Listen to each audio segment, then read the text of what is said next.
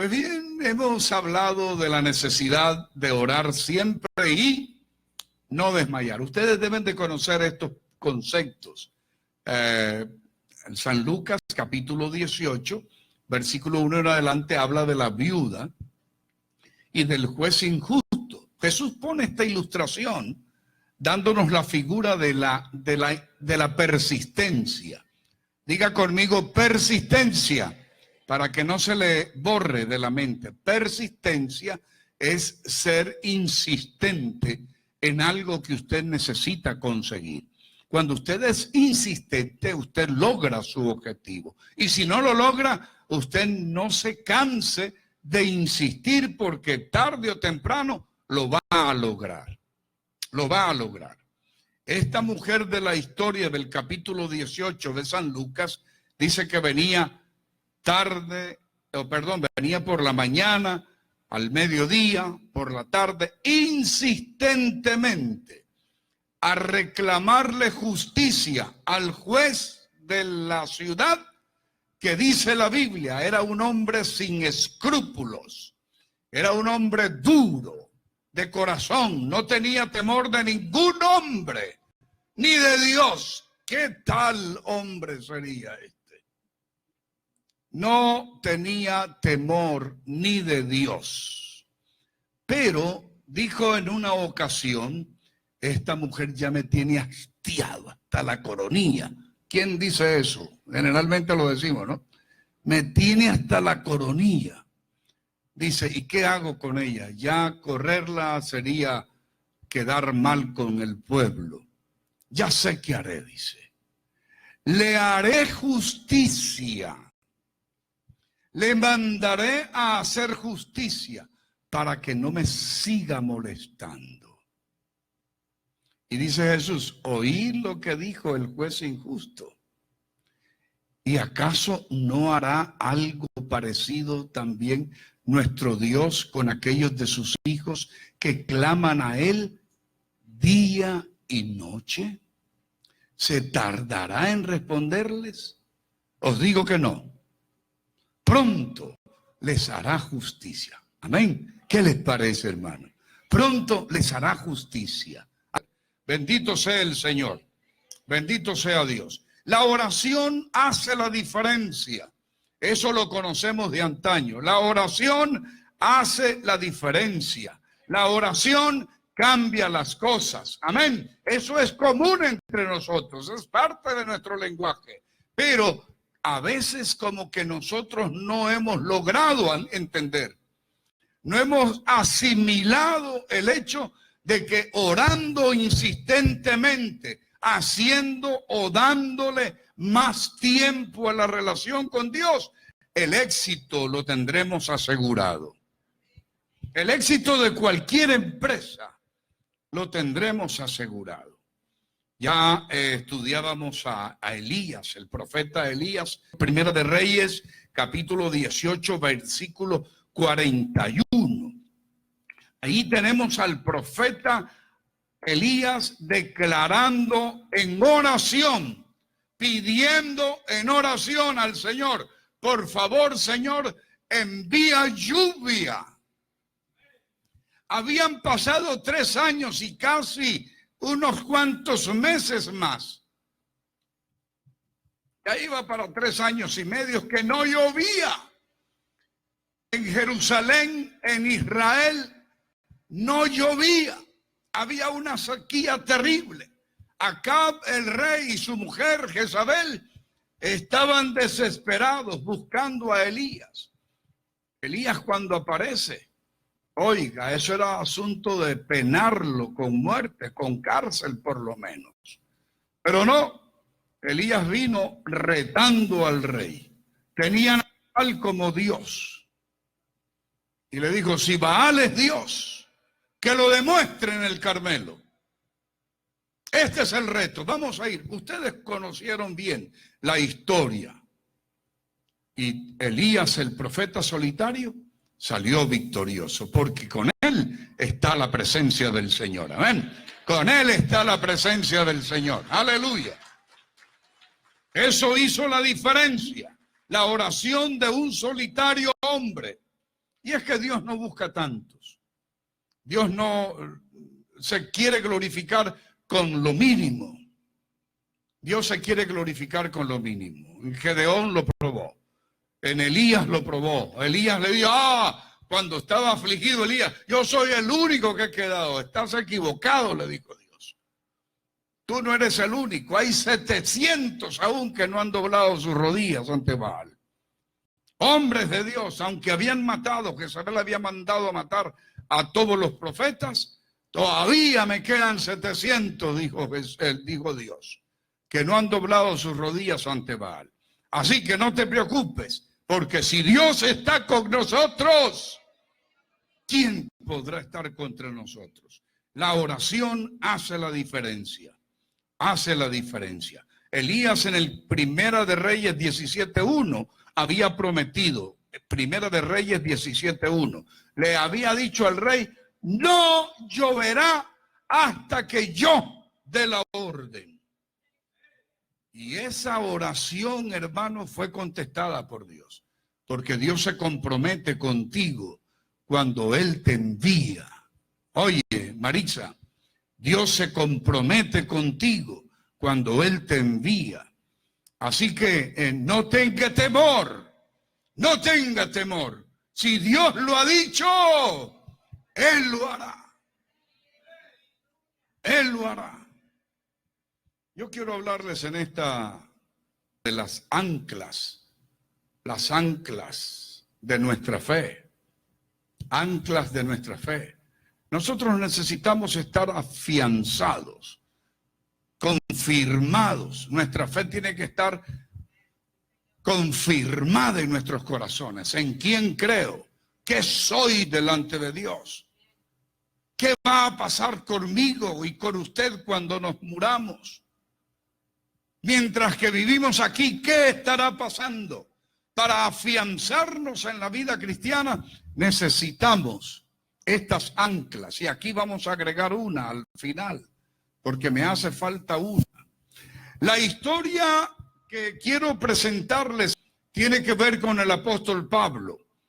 El apóstol Pablo estaba teniendo problemas entre los judíos. Lo habían metido preso. Había tenido una situación difícil en todas las ciudades donde él iba, se metía en el lío ese. Los judíos no lo querían ya. Antes lo aplaudían porque era perseguidor de los cristianos. Pero en su última etapa, en la última etapa de su vida, Saulo tuvo que apelar al César. Él era ciudadano romano. Saulo de Tarso había nacido en una zona, así como nacer en Puerto Rico, por ejemplo. Todos los puertorriqueños son norteamericanos, aunque no hayan nacido aquí en este territorio. Entonces, aunque haya nacido en Puerto Rico, eso le pasó a Saulo. Nació en Cilicia, de Tarso. Y el hombre tiene la ciudadanía con él por nacimiento, aunque es hijo de judíos, hebreo de hebreos, etcétera, etcétera. Él es judío 100%, pero nacido en esa zona que está bajo el control de Roma. Y siendo ciudadano romano, cuando estaba en la cárcel y después que lo azotaron, luego que se dieron cuenta que el hombre era importante, era ciudadano romano, y era prohibido hacer esto con un ciudadano romano, lo mandaron a soltar. Mira, dice el procurador que te vayas, tranquilo, ya, no debes nada. Vete, no te vamos a cobrar la multa ni nada. ¿Qué? Dice, a un ciudadano romano lo azotan y ahora al suave me quieren dejar ir para que yo no reclame nada. Olvídense del asunto. Ahora mismo una demanda. Y el hombre le hizo el plantón y pidió que lo llevaran ante el César. Bueno, el hombre fue enviado al César, pero en el camino tuvo un conflicto. La nave en la que iba casi se hundió. Se hundió. Y esta es la historia que leyeron ustedes en Hechos, en el capítulo 27 y versículo 29. No lo voy a repetir, pero si quieren revisarla, dice el 29, y temiendo dar en escollos, echaron 4 anclas por la popa y ansiaban que se hiciese de día. Y ahí sigue la historia. Esas 4 anclas, hermanos, yo las quiero tomar, como dije, hay que agregar una aquí abajo, que se llama Espíritu Santo. Amén. Amén. Pero vamos a hablar de esas 4 anclas. No sé si la imagen que el Señor nos mandó a iluminar la tenemos ahí en la pantalla, hermana. Esa imagen, hermanos, hace la semana pasada, Dios nos la mostró, se la mostró al hermano Orlando. Se la mostró a Orlando con el propósito de que nosotros hiciésemos énfasis hasta la saciedad acerca de esta necesidad que tenemos para fortalecer nuestra fe. Cuando el barco de nuestra vida, hermanos, está a punto de zozobrar, cuando el barco de nuestra familia está en aguas turbulentas, como está en este momento, cuando el barco de la nación, del condado, del estado, cuando el barco de nuestra ciudad está tambaleando como en este momento está sucediendo, no solamente acá en Nicaragua, en Centroamérica. Oh Dios, por favor, ten misericordia, me decía una madre esta mañana. Que Dios tenga misericordia de nuestros muchachos. Los están matando. Cuando el barco queda así tan inestable, necesita meter anclas. Tirar anclas por las 4 puntas del barco.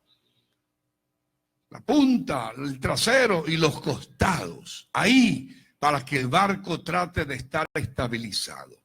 Había un problema, habían llegado a cierto lugar donde las aguas no son profundas y el barco había encallado. La tormenta era demasiado fuerte en derredor del barco. Habían botado todos los aparejos, todas las cosas que llevaban en el barco. Aquello había que, solamente los marineros habían quedado con la tripulación, que eran más de 100. Y hermanos, ahí en ese barco, ahí estaba Pablo, el apóstol Pablo, dándole ánimo a las gentes, prácticamente dirigiendo el liderazgo en el barco. Bendito sea el Señor por esos líderes que en cualquier parte funcionan. Amén. En cualquier parte funcionan. Bendito sea Dios. Toman la batuta y ellos son los que dirigen los resultados. Son positivos porque alguien está ahí. El propósito entonces, hermanos, de las anclas es para que este barco, para que esta casa, para que esta familia, para que esta iglesia no se vaya a la deriva, no vaya a encallar. Anclas en la vida nuestra para que no choque contra los escollos que el mar turbulento nos está brindando en este momento. Esas 4 anclas trataron de mantener estabilizado el barco. ¿Cuáles son? Biblia. Fíjense, voy a regresar a la historia. La historia es que esto ha estado ahí durante años. Ustedes ven las luces, los reflectores están encendidos. Hay reflectores de colores. Pero ese día, Orlando llegó por acá para empezar a arreglar el culto. Ahí está, miren qué bonito se ve. Y ese reflejo, particularmente ahí, el redondo del reflejo, dice Orlando, qué raro, ¿de dónde vendrá ese reflejo? Miró, era ya tarde, viene a encender los aires y viene a encender las luces, no hay ningún reflejo, no hay ninguno, él se paró aquí, para revisar a ver de dónde viene el reflejo. Miró hacia arriba, todo está apagado aquí. ¿Qué pasa? Y entonces dijo, no, esto es algo especial. Y le tomó no solamente una foto, sino un video a eso, a ese reflejo, a esa señal. Dios, hermanos, nos está llamando. Por eso vamos a ser insistentes, amén. Por eso vamos a seguir siendo insistentes. Sin esas anclas, nuestro barco se destruye, se hunde. Se hunde. Cualquiera sea el nombre en el barco, casa, familia, persona, ciudad, estado, nación, cualquier barco se hunde cuando no hay esta protección para nosotros, sosteniéndonos como iglesia. Pero estos son las anclas que nos hacen falta. Mire, la Biblia para mí es un ancla importantísimo. Sin la Biblia yo estaría, la verdad que estaría perdido. Dice mi esposa, ¿qué sería de nosotros si no hubiésemos conocido la Biblia? ¿No es cierto? Y fíjense, el fenómeno es que ella fue la primera en traer la Biblia a mi casa. Nos casamos y en su equipaje ella traía una Biblia. Me llamó la atención. Un día hurgando a ver si encontraba algún libro, no estaba hurgando la valija de ella, pero buscando a ver dónde. Yo no conocía al Señor, por si acaso, ¿no? Yo estaba trabajaba 24 horas y tenía 48 horas libres. Éramos 3, nos repartimos, en vez de trabajar turnos de 7 horas todos los días, trabajemos un día cada uno y nos damos 2 días libres. Así acordamos, de tal manera que el trabajo que yo hacía en la planta de teléfonos me duraba 24 horas. Yo estaba 24 horas, ahí comía, ahí dormía, y ahí estaba 24 horas. Y entonces, como no había mucho que hacer, la planta de teléfonos en Granada era el año 1968, instalaron la planta. 69 entré a trabajar en ella, 69 y 70. En el 69 yo llevaba revistas y llevaba todo lo que encontraba en el camino para estar leyendo. Algo tenía que estar haciendo, porque la planta era nueva, moderna. No se descomponían fácilmente los aparatos, porque el supervisor estaba para hacer funcionar todo correctamente. Si había un fusible, había que cambiarlo. Si había algo malo, te daba las alarmas, el anuncio de que había esa falla y había que repararla inmediatamente. Pues eso hacía yo.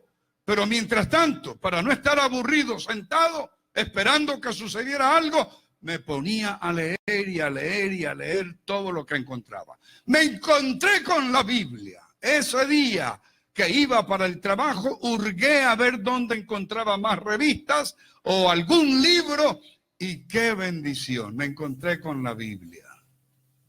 Hermanos, me llevé esa Biblia y la verdad que la destrocé a mordiscos. Me la comí. De pasta a pasta yo leía la Biblia, hermanos. Llegué a aprender el libro de los Salmos. No lo aprendí de memoria, pero aprendí a leer los Salmos porque encontré qué preciosas oraciones.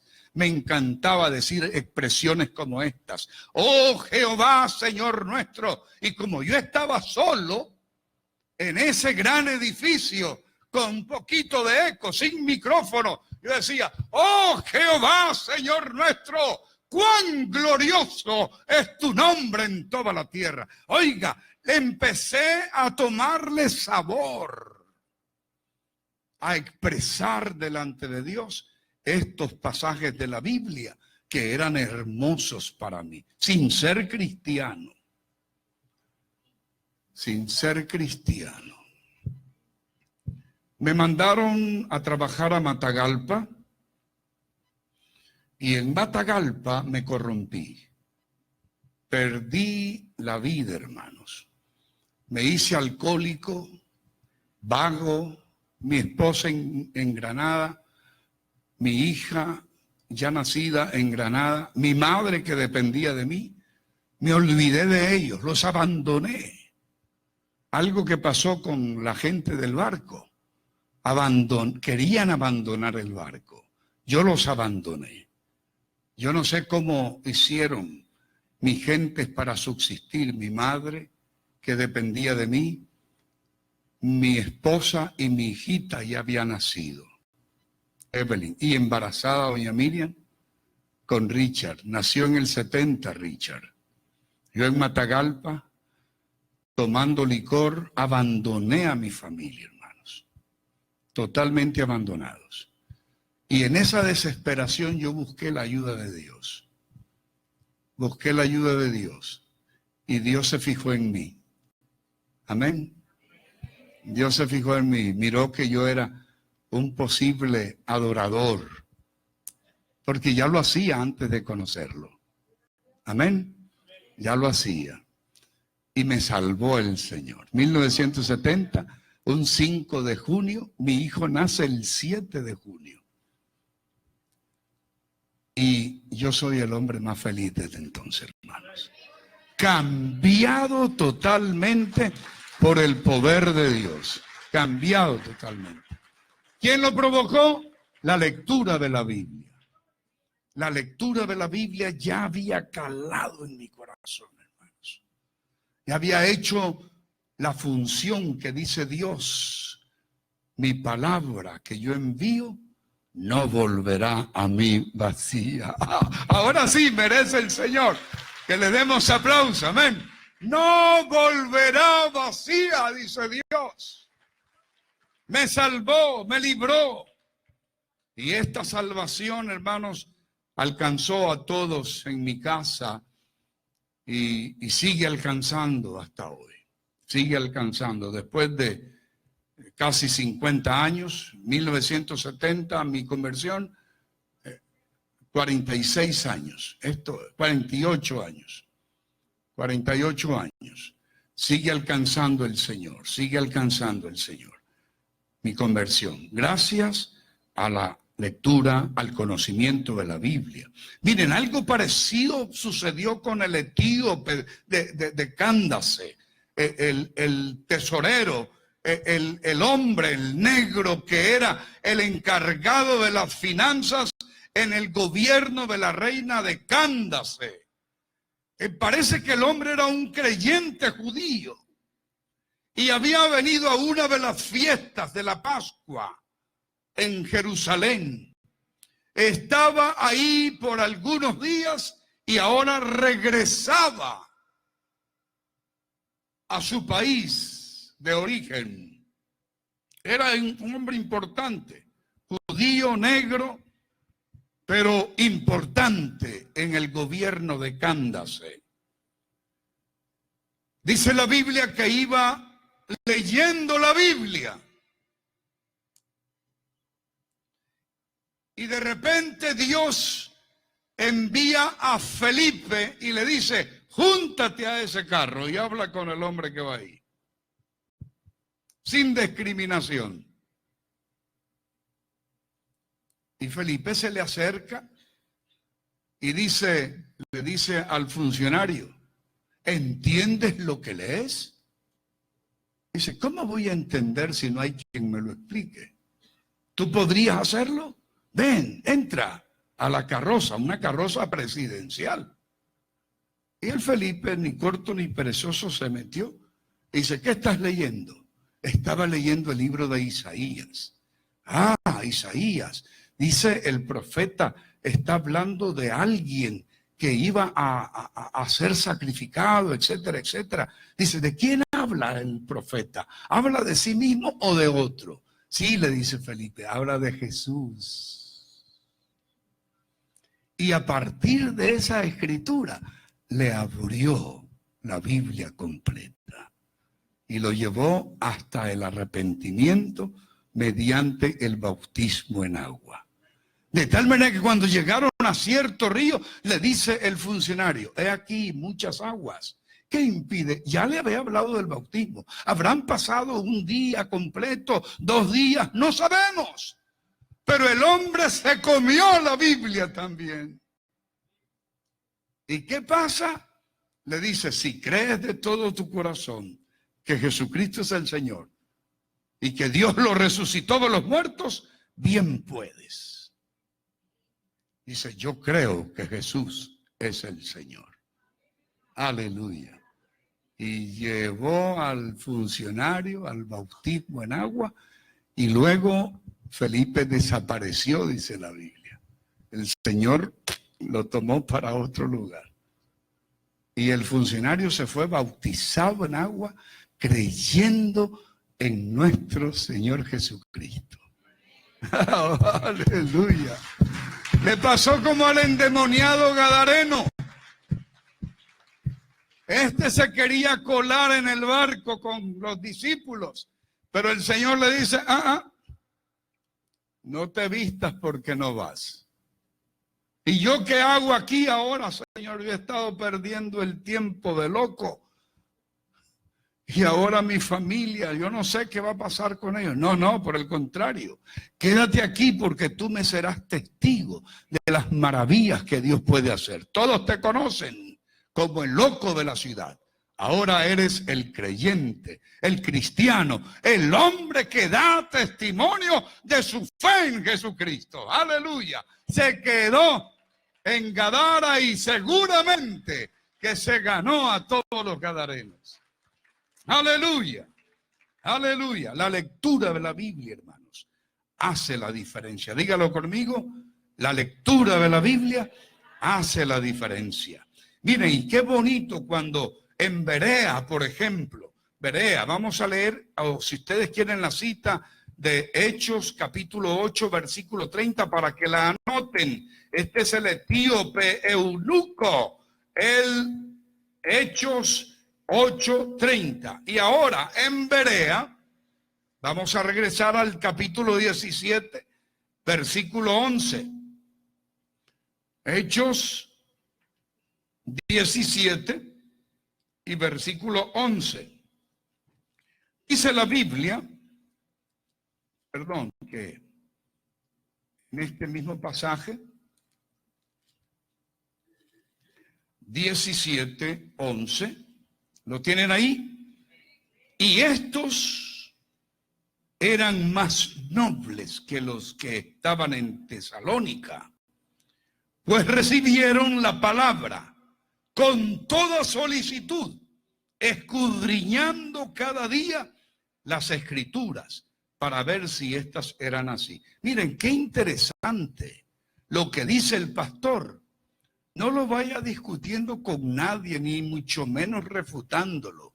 Vaya a su casa, anote las citas bíblicas y revise si lo que se está predicando aquí es o no la verdad de Dios. Yo recuerdo de una hermana que estaba entre nosotros, que viajaba en el van. Un día me vinieron a poner queja de ella. Pastor, si esta hermana siempre que sube al van nuestro, dice, refuta todo lo que usted dice en el púlpito. Y yo predicaba aquí y luego escuchaba un segundo sermón en el van, los que iban viajando en el van. Un sermón negativo, en contra totalmente del mensaje mío. Un día la llamé y le dije, hermanita, ¿qué te pasa conmigo? ¿Por qué me odias? Yo no lo odio, es que estás refutando lo que yo predico. Es que yo no estoy de acuerdo, me dice con todo. Entonces, ¿por qué no te vas a otra iglesia, hermano? Y dejas tranquilas mis ovejas.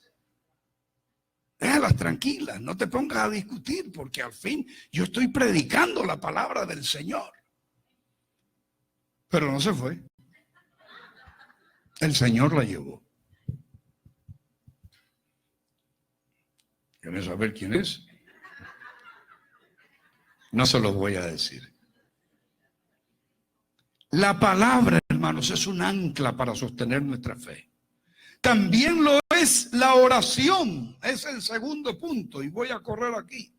La oración, hermanos, cambia las cosas. Ya vimos a Elías.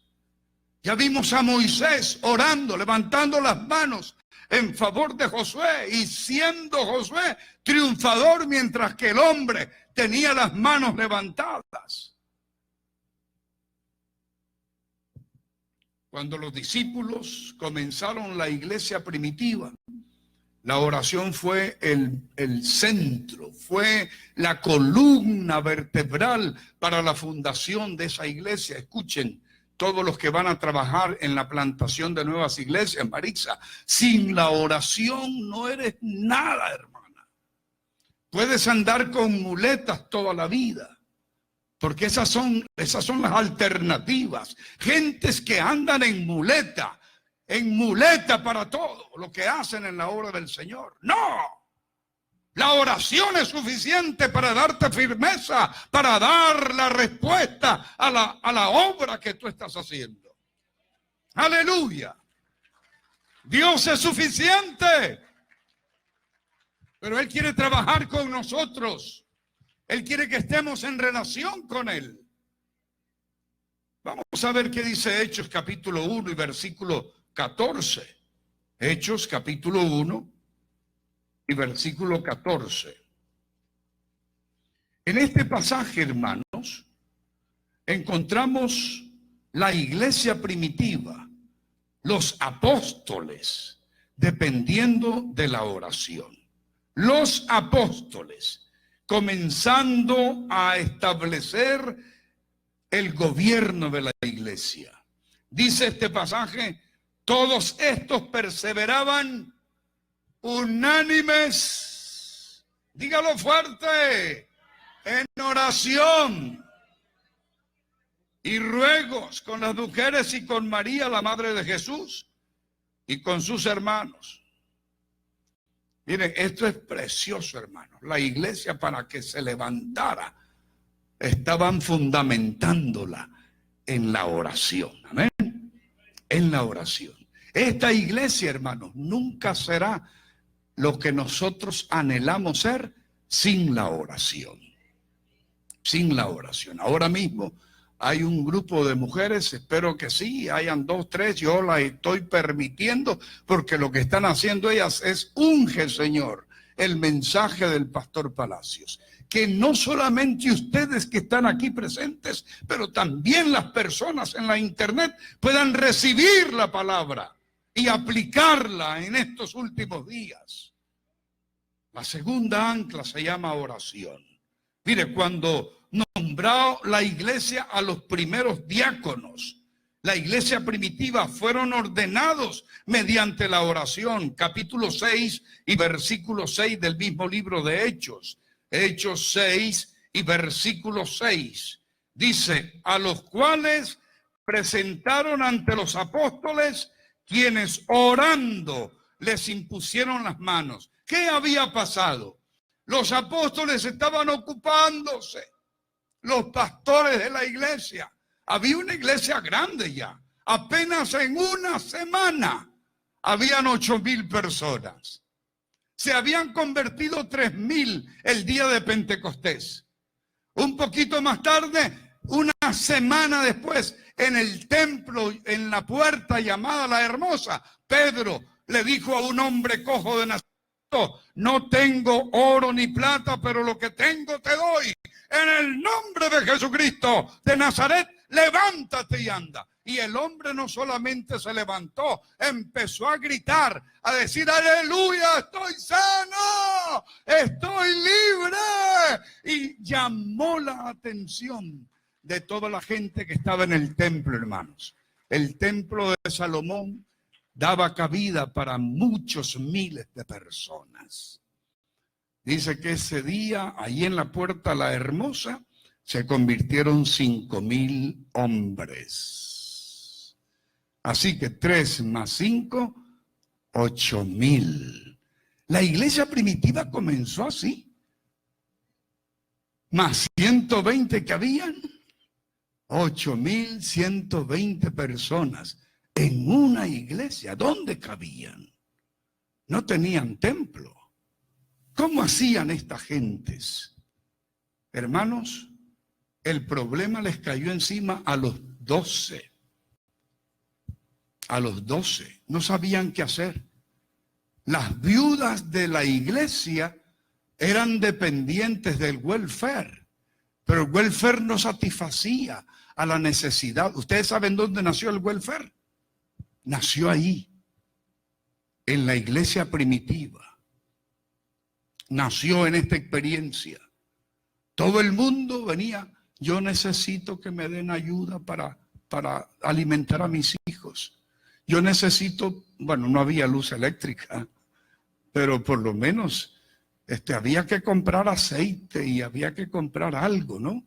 Y algunas gentes no tenían para eso y tenían que depender de la iglesia. ¿Saben qué hicieron los apóstoles? Empezaron a comprar por cantidades y a repartir. Había una caja de comida, una java, había una bolsa, había supermercado para ellos. Y todas las semanas, hermanos, había un culto para repartir los alimentos. ¿Quién hacía eso? Los apóstoles. Se habían olvidado de orar y de predicar la palabra. Se habían conformado, ya 8,000 personas. Era demasiado para ellos. Demasiada gente para ellos.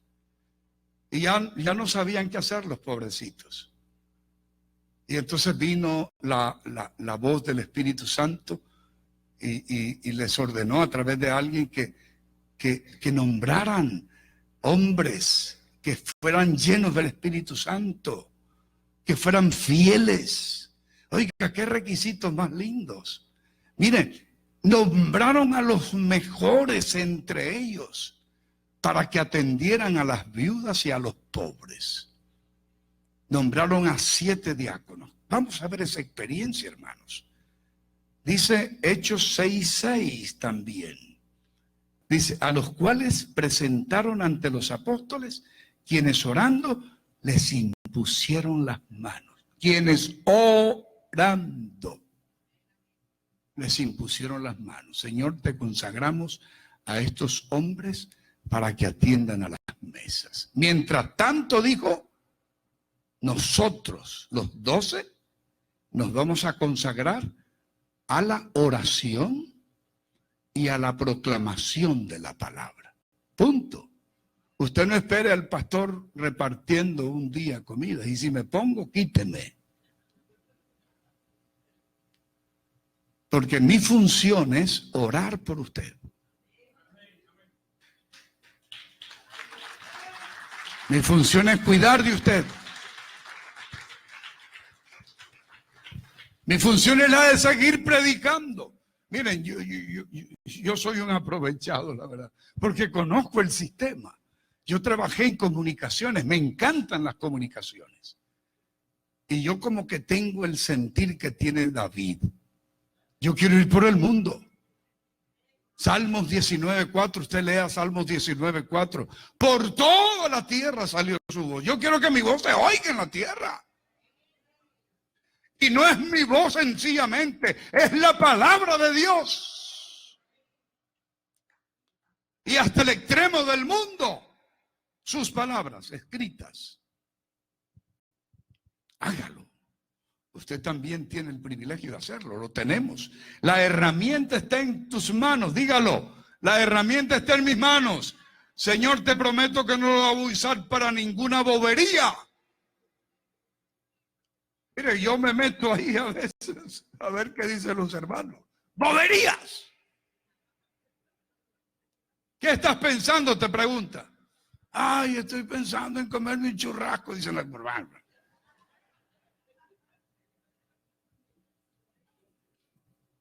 Sería un guatemalteco, babosada, escriben ahí.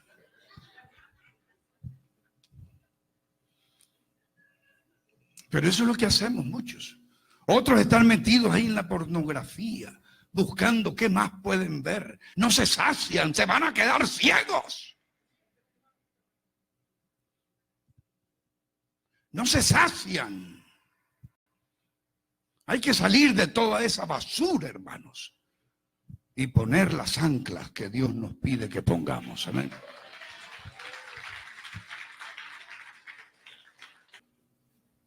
El ayuno, hermanos. El ayuno.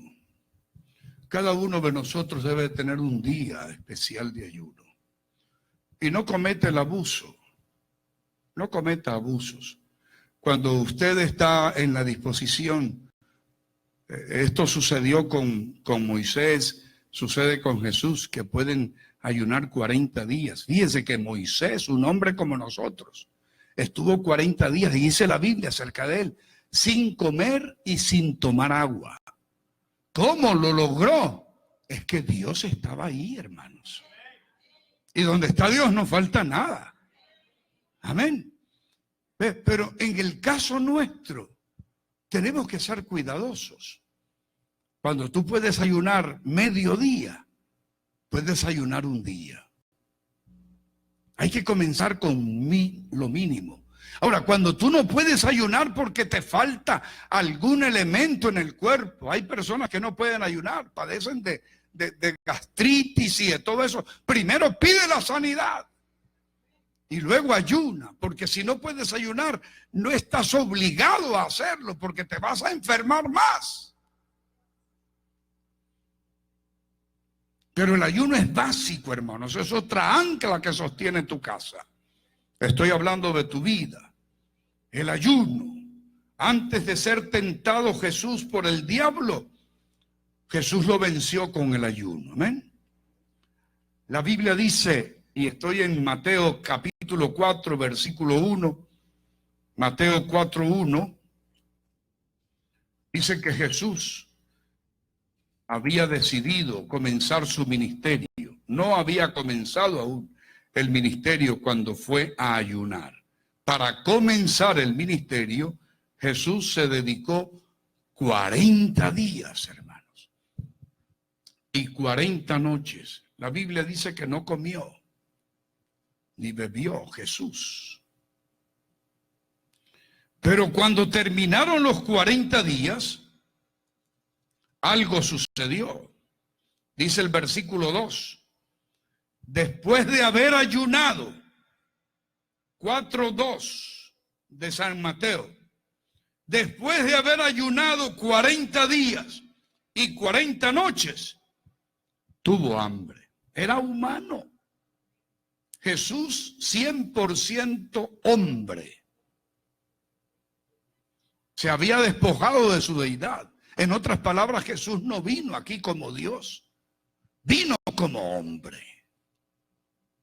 Se igualó a nosotros. Se humilló hasta lo sumo.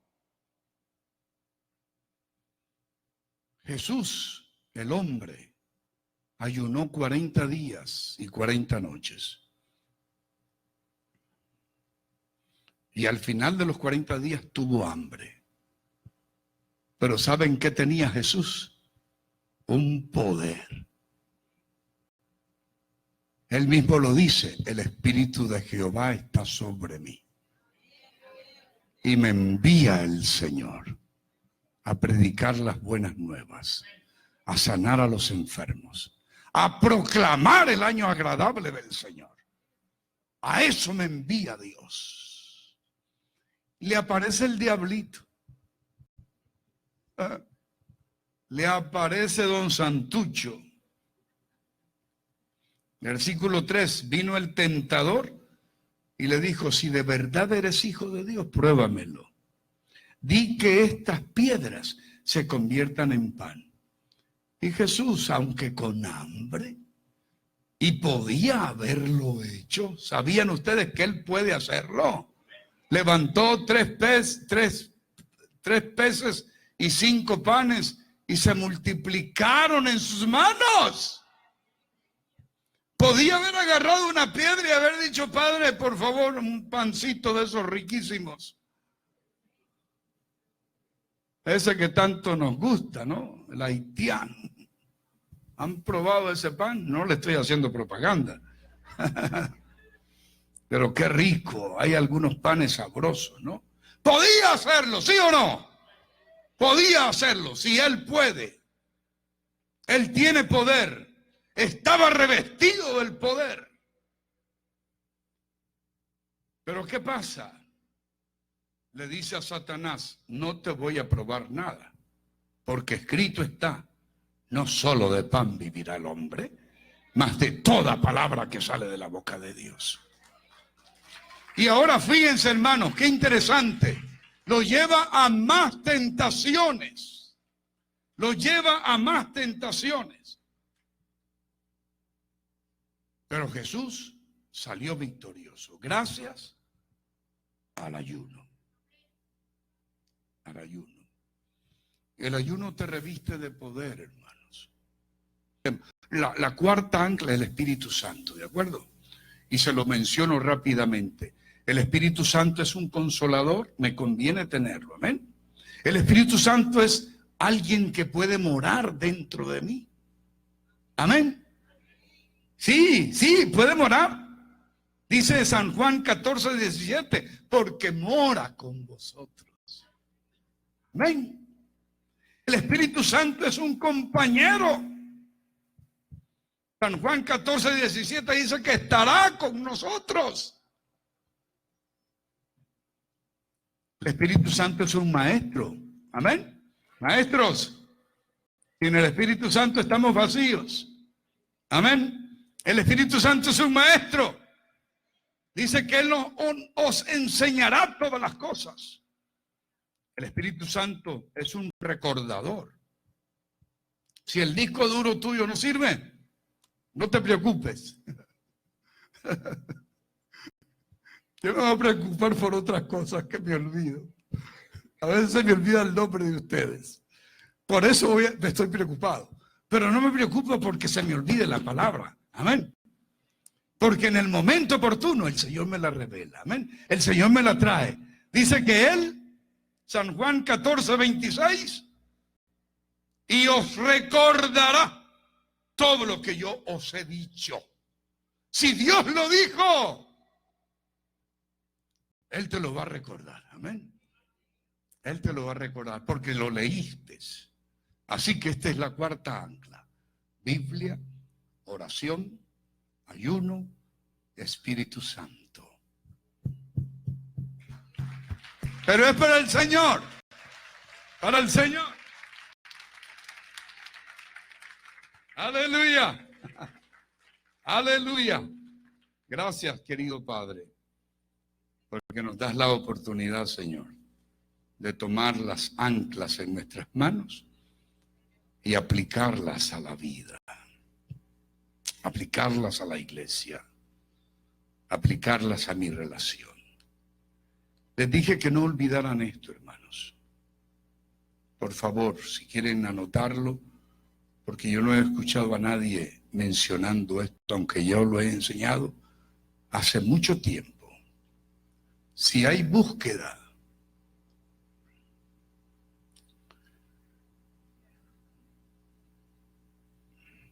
hay presencia.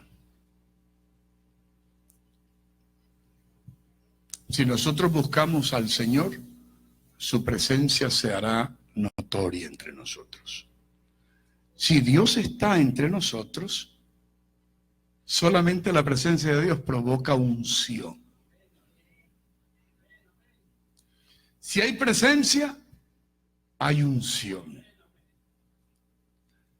Si tienes la unción, van a haber resultados, pero sin la unción, lo que queda es manipulación. Porque hay muchos que manipulan. Acércate porque el gran poder de Dios está en mi mano ahora mismo. Mira cómo tiemblo. ¿Ah? Ven. Eso es manipulación. La Biblia dice que a los enfermos lo traían al camino para que por lo menos la sombra de Pedro tocara a los enfermos y eran sanados. ¿Quién hacía esto? Dice el canto que canta Mercedes. No era Pedro ni aún la sombra, sino el espíritu del Nazareno. Amén. Porque cuando tú eres instrumento de Dios, el que actúa en ti, dígalo, es el Señor. Es el Señor. Aleluya. Si hay unción, hay resultados. No hay manipulación, porque aquí, hermanos, a veces caemos en la manipulación. Y cuando tú sientas que alguien te empuja, o cuando sientas que alguien te está haciendo fuerzas para que caiga, oiga, no se preste a esa burla. Hombre, ¿por qué? Si, no, yo no siento nada. Si hay unción, la presencia del Señor te hace caer de rodillas. ¿Por qué no le da el aplauso al Señor Jesús?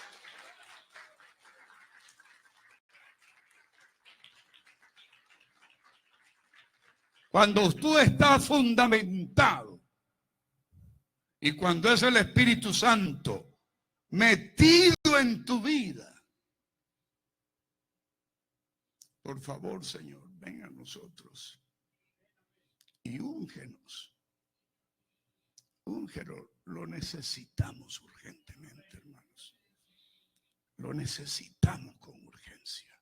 En el trabajo, en la escuela, en el vecindario. Nosotros somos carta abierta para los vecinos. Que miren en nosotros, que por lo menos te respeten. Que no se burlen. Porque cuando vamos evangelizando las casas, hermano, dicen, no, ¿qué va? Yo conozco un evangélico que oiga, usted le oyera las tapas. Ya no dicen boca, sino tapas. Usted viera el testimonio que da aquí en el barrio. Hermanos, hemos venido a hacer el hazmerreír de las gentes. Que Dios nos ayude. Los que quieran buscar esa unción, los que quieran buscar esa ayuda, deben de limpiarse, deben de probarse a sí mismos. Creo que es suficiente lo que el Señor nos ha hablado como